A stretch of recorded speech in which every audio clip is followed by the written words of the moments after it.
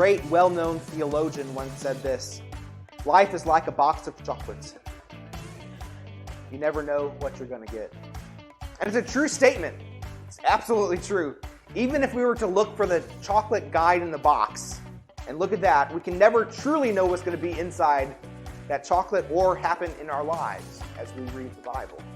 See, if we didn't know better, Forrest Gump may have written a part of our passage today in Ecclesiastes, because this same idea is illustrated over and over and over again in many different ways in our passage today.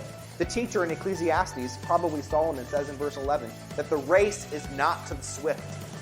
See, the fastest runner doesn't always win the race, because sometimes they trip, right? Or sometimes they're just having a bad day. That happens. Or maybe the other person cheats.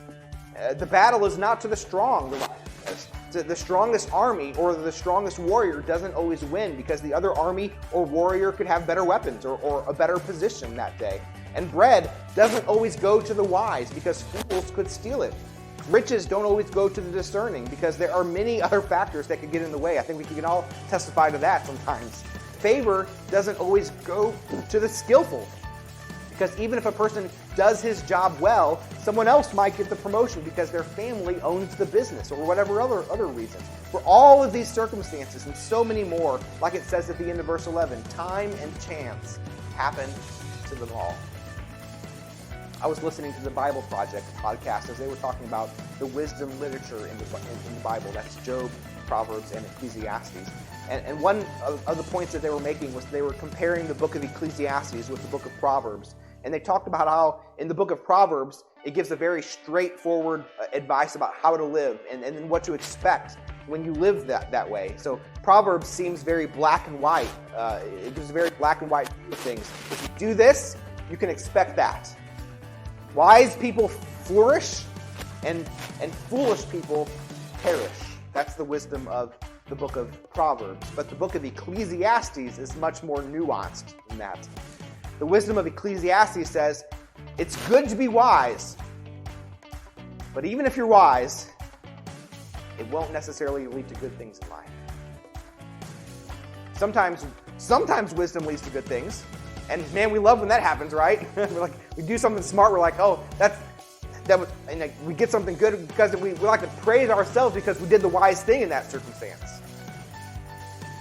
But sometimes doing the wise thing leads to being despised. Doing the right thing leads to bad things in our lives, and we don't know which one we're going to get. Life is like a box of chocolates, like a fish caught in a net or a bird caught in a trap, Ecclesiastes says. We don't know when or if we might suddenly fall into an evil time, according to verse 12. That phrase, an evil time, in verse 12 comes from the Hebrew la'et ra'ah, and it's sometimes translated as perilous time or disastrous moment. The idea is simply that at any moment we could find ourselves in hard times, such that we are exceedingly distressed and absolutely miserable. So it's not wise to live according to what we think we might achieve. Because even if we do all the right things, all the right steps, we can't possibly know if we might suddenly fall into an extremely miserable time in our lives. Our objective should always be to do what's right then, rather than what seems favorable to us. James, the half-brother of Jesus, said it this way: so it is sin to know the good and yet not do it. I don't know about you, but that verse probably convicts me of sin more than just about any command in the Bible. We're made in God's image, and therefore we're capable of doing amazingly good things, and yet we all fall short. I think we all know the good we ought to do, but we shrink back from doing it so many times, whether out of fear or insecurity, and we don't do it, and it's so proved that we're all sinners before God.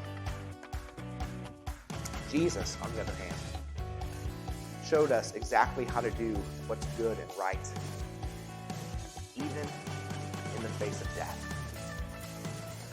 When Jesus was about to be arrested and crucified, he prayed in the Garden of Gethsemane, Father, not my will, but yours be done, right? And what's really crazy about that is that the wages of sin is death, but Jesus never sinned.